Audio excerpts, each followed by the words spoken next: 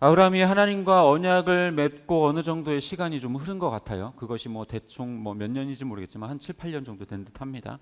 아무튼 그렇게 하나님은 분명 엘리에셀이 아니라 아브라함에게 태어난 그 자녀가 후손이 될 거라고 아브라함에게 말씀을 하셨죠. 그런데 문제는요, 사레가 임신을 하지 못한다는 것에 있었습니다.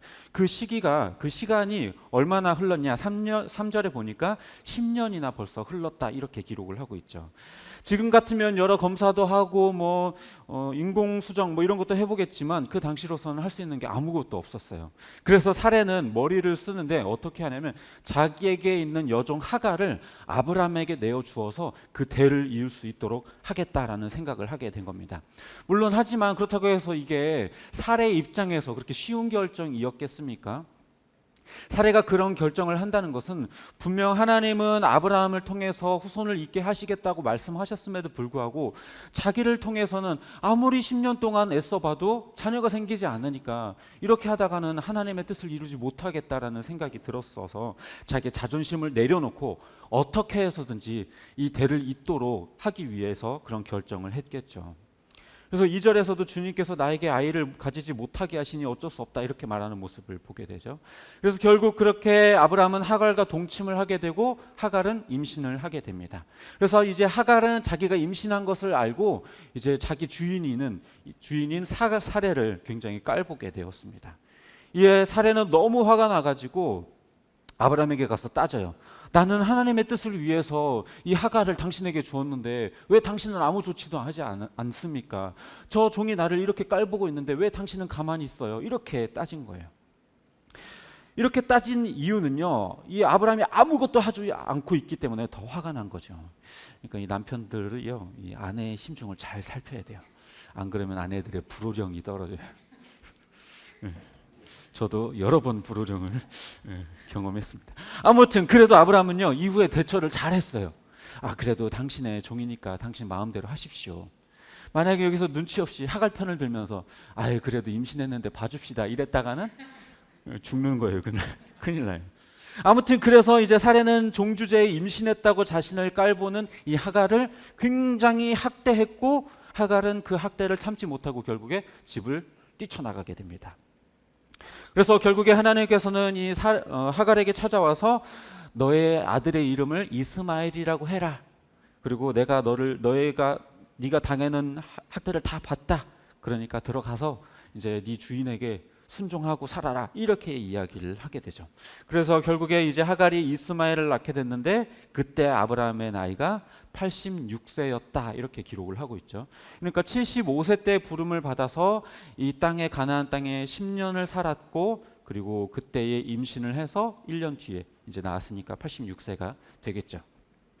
그러면 오늘 아브라함이 이렇게 하갈에게서 이스마엘을 낳은 사건이 과연 우리의 삶과 어떤 관련이 있을까요?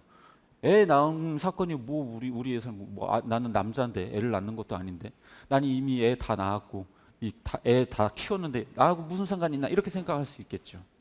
오늘 이 본문을 우리의 삶과 연결지어서 이해하려면요, 몇 가지 부분들을 우리가 해결하고 넘어갈 필요가 있어요. 아브람과 사레는 왜 하갈을 통해서 아이를 낳고자 했는가 라고 하는 이 지점과, 그리고 이스마엘이라고 하는 이 이름의 뜻이 무엇인가 라고 하는 여러 지점들을 우리가 좀 살펴볼 필요가 있습니다. 먼저 아브람과 사레는 그럼 대체 왜 이런 결정을 했는가?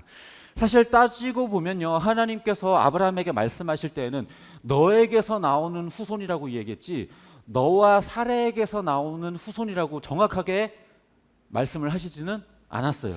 그러니까 이 사레의 입장에선 그래, 꼭 굳이 나에게서 나올 필요는 없겠지라고 생각을 했던 거겠죠.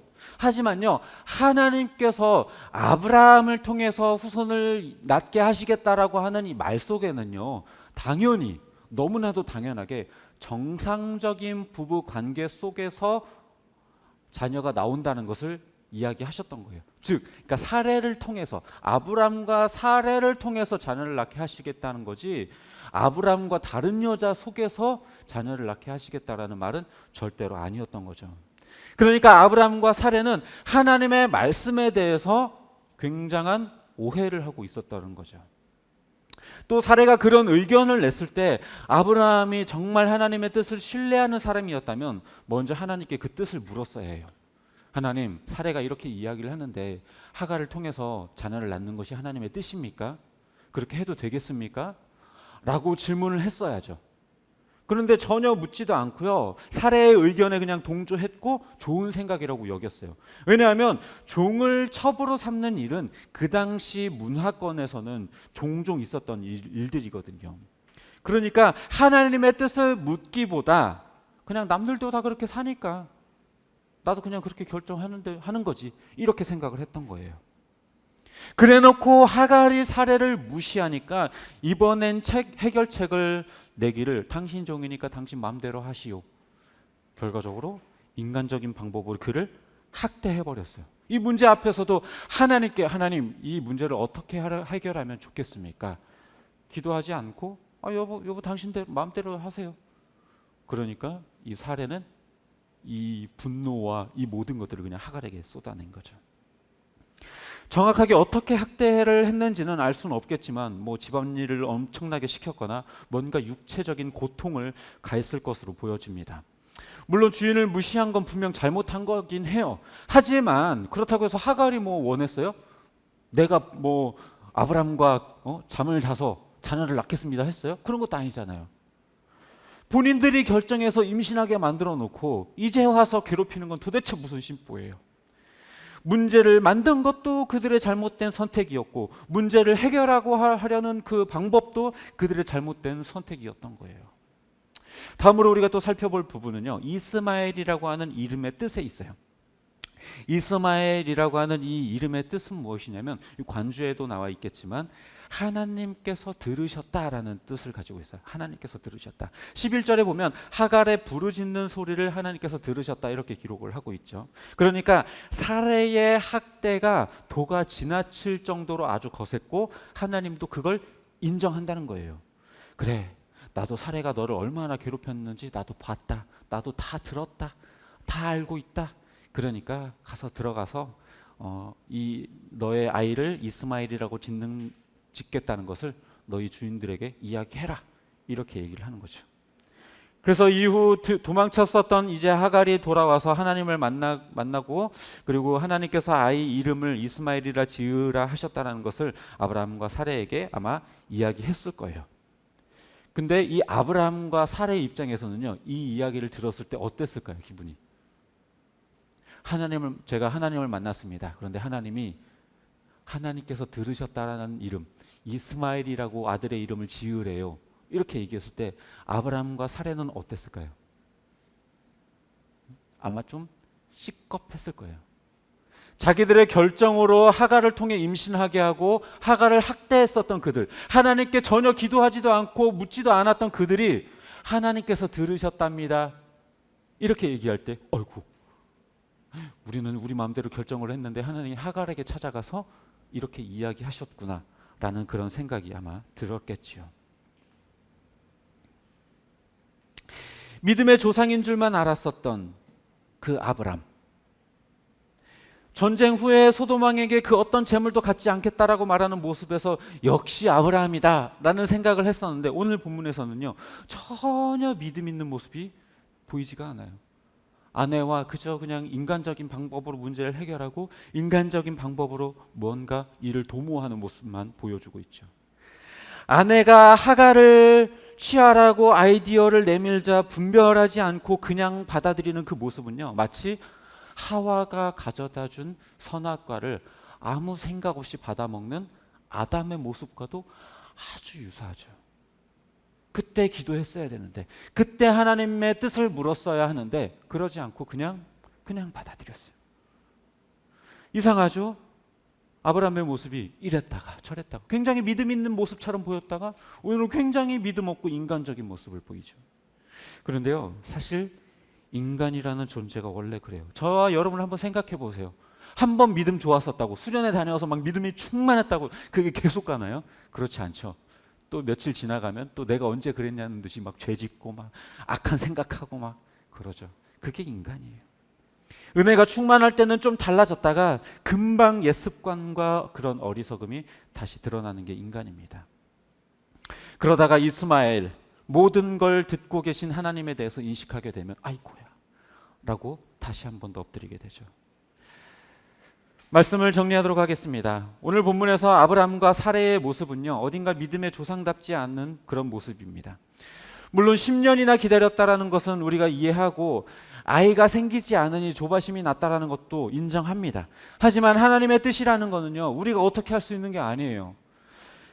우리가 우리의 입장에서 할 수 있는 것은 그저 하나님의 뜻을 신뢰하고 기다리는 것밖에 없어요.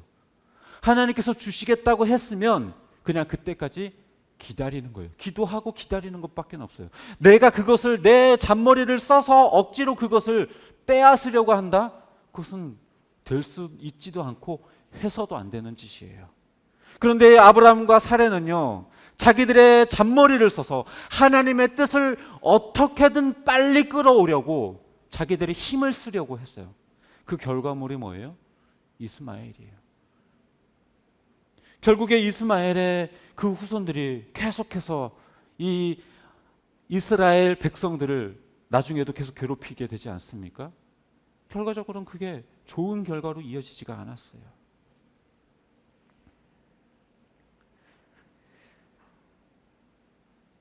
믿음의 조상이라고 하는 아브라함도요, 이렇게나 인간적이고 어리석은 모습을 보여주고 있는 것을 우리는 알 수 있습니다. 그러니까 아브라함이라는 인물도 처음부터 믿음의 조상이었던 게 아니라 계속해서 좌충우돌하고 우왕좌왕하고 이랬다가 저랬다가 뭔가 좀 믿음이 있는 것처럼 좀 성장하는 것 같아 보이다가 또 후퇴했다가 이런 모습을 계속 반복하면서 조금씩 믿음의 조상답게 성장해 나갔던 거예요. 그러니까 아브라함을 보면 우리도 희망이 생기는 거예요. 믿음의 조상이기에 굉장한 믿음을 가진 줄 알았던 아브라함도요, 별 수 없는 인간이었던 거예요.